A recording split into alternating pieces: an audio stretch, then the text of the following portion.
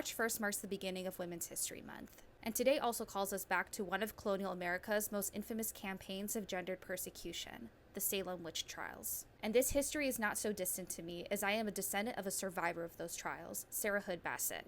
I'll talk more about her later. The Salem witch trials unfolded in colonial Massachusetts between February 1692 and May 1693. More than 200 people were accused, 30 were convicted, and 19 were executed by hanging, 14 of the victims being women and 5 men. One man, Giles Corey, was pressed to death after refusing to enter a plea, and at least 5 others died in jail. These facts are often repeated as statistics, but what matters most is how they became possible. Fear was legitimized by the courts, unverified claims were accepted as evidence, and punishment was justified as moral protection. The crisis began in Salem Village, but it did not stay there. Accusations and arrests spread into surrounding towns, capturing a region already strained by political instability, war, displacement, and internal conflict. In that environment, suspicion became a resource. It offered a simple explanation for hardship and an immediate target for anger. Colonial leadership and clerical authority helped convert that suspicion into public procedure, and the court system turned it into punishment. One of the clear signs of institutional failure was the use of spectral evidence, testimony in which accusers claimed the apparition or spirit of a person tormented them. A courtroom took the invisible and untestable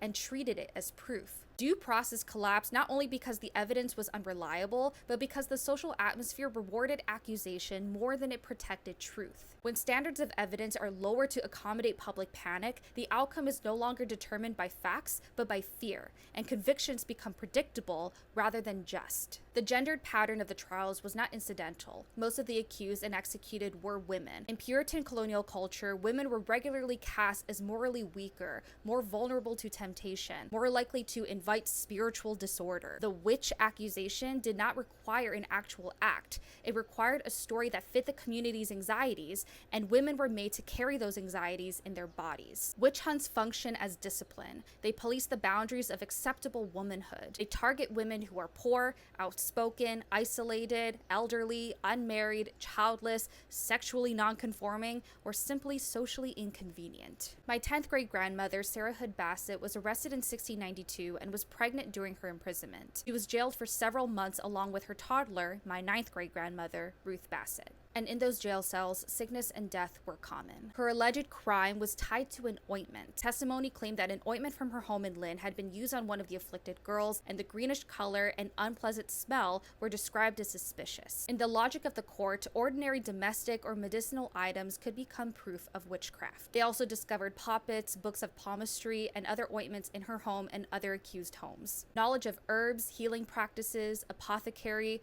what we would now consider practical or medicinal skill, was reinterpreted as evidence as a pact with the devil. Records around her case are limited, as they are for many of the accused, but what is documented is enough to reveal the cruelty. The colonial state imprisoned a pregnant woman and her child because ordinary objects and women's knowledge were viewed with fear and suspicion, without the basic legal protections people now associate with American justice. Sarah's survival did not erase what the ordeal represented. It meant she lived long enough to carry it forward, long enough for her descendants to inherit the truth that a society can declare women dangerous, then build an entire legal process around that declaration. Even when the panic subsided, accountability was slow. Massachusetts authorities eventually declared the trials unlawful and began reversing convictions, but that process stretched across centuries. In 2022, Massachusetts officially exonerated Elizabeth Johnson Jr., the last person who still had a Salem conviction on the books. It took more than 300 years to formally correct the record. Institutions did not move on their own. Public pressure and persistent advocacy forced action. Salem is often described as a case of mass hysteria, but that framing minimizes what occurred.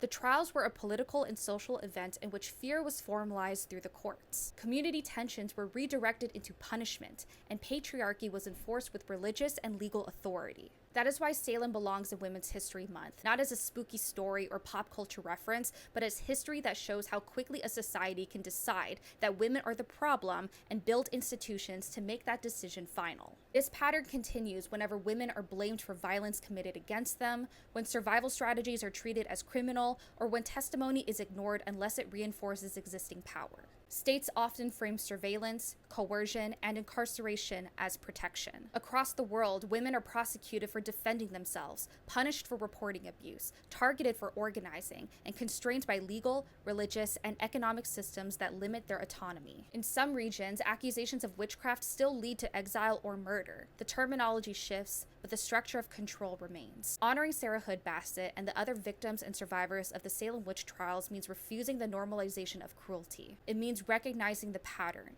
When institutions are unstable, resources are scarce, or authorities feel threatened. Those in power look for groups they can punish without risking their own position, and women are among the first to be targeted. Remembering requires action. It requires building systems where fear is not treated as evidence, where courts are not instruments of moral panic, and where women's lives are not treated as expendable for the sake of social order.